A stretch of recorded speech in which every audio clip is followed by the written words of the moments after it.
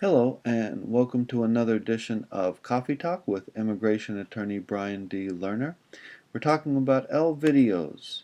Now in this particular video I'd like to talk about the 1-year employment requirement.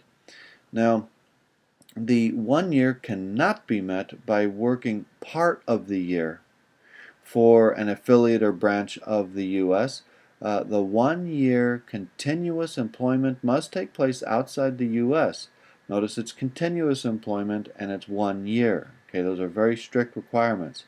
But time that was spent inside the U.S. will not interrupt the 1 year. So for example, if somebody's working for prior year and comes over here for a conference or to visit and so forth, that doesn't interrupt it. There was one case where there was 5 months training inside the U.S. and then 7 months abroad with the corporation working, and they found that that was sufficient, even though it was only 7 months. So each case is a bit different.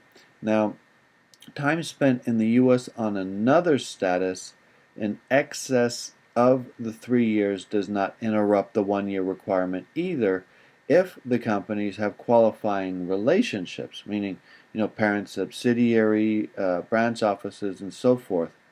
Now, people or periods not interruptive of the 1 year, but such period not counted towards fulfillment of the 1 year doesn't really count. So I know this sounds confusing and there's lots of different ins and outs of this.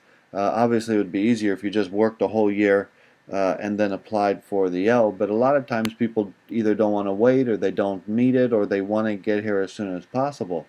Now, where the beneficiary never physically worked abroad, obviously the 1 year is not met. Okay, and so that is a very strict requirement.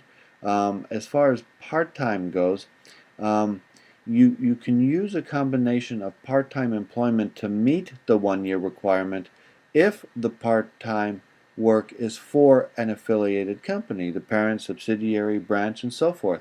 So that's good to know that you can work at 2 different companies, one which has nothing to do with the L, but still meet the 1 year continuous requirement.